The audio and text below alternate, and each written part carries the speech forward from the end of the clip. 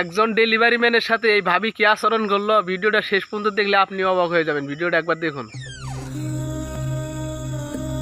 Madam parcel.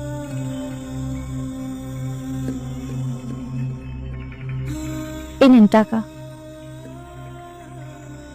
Madam আনতে দিচ্ছি। না না, লাগবে না, ওটা পুরোটাই আপনি রেখে দিন। আচ্ছা ম্যাডাম, আসি। এই শুনো, আপনার কি শীতের কাপড় নেই? না ম্যাডাম, কিনা হয় নাই, সমস্যা নেই, কিনে নিব। আচ্ছা শুনেন, আপনাকে আমি গরম গরম একটু চা করে দেই, খেলে ভালো লাগবে। আসেন ভিতরে আসেন। না না ম্যাডাম, থাক, লাগবে না। না না, আসেন ভিতরে আসেন, সমস্যা নেই তো।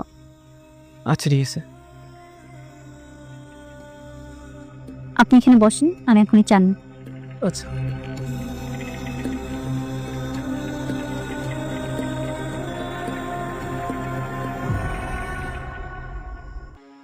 তোমার ওই জ্যাকেটটাকে দিয়ে দেই। কি বলছো? অনেক দামি জ্যাকেট, আমি মাত্র একবার ইউজ করেছি, এখন ইনটেক। এটা দিয়ে দিতে বলতেছো? তুমি তো চাইলে একটা কিনতে পারবে, আর ওই ছেলেটা তো কিনতে পারবে না। দিয়ে দাও না তোমার এই জ্যাকেটটা। ঠিক আছে, তুমি যেহেতু বলতেছো দিয়ে দাও। বলছিলাম তুমিও আসো। আমার আবার যেতে হবে কেন? আরে আসো না। ঠিক আছে, চলো। আসো।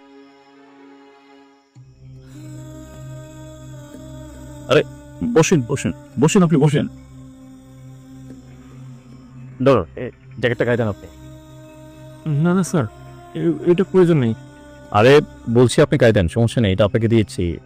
আচ্ছা ঠিক আছে স্যার।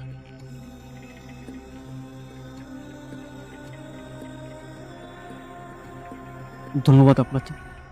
আরে না না, আমাকে ধন্যবাদ দেওয়ার দরকার নেই।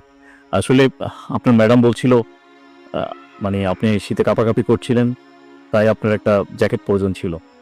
ম্যাডাম ধন্যবাদ। আচ্ছা তাহলে আজকে আমি আসি। আরে না না ভাইয়া, আপনি বসেন, আমি আপনার জন্য একটু চা করে নিয়ে আসি।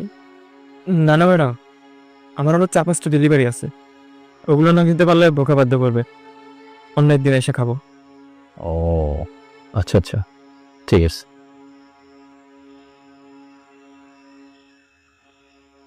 ম্যাডাম সত্যি আপনি অনেক ভালো মানুষ, আল্লাহ আপনারে ভালো রাখুক।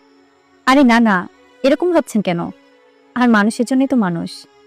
না না ম্যাডাম, বর্তমান সমাজে আমাদের মতো গরিব মানুষদেরকে মানুষই মনে করেন।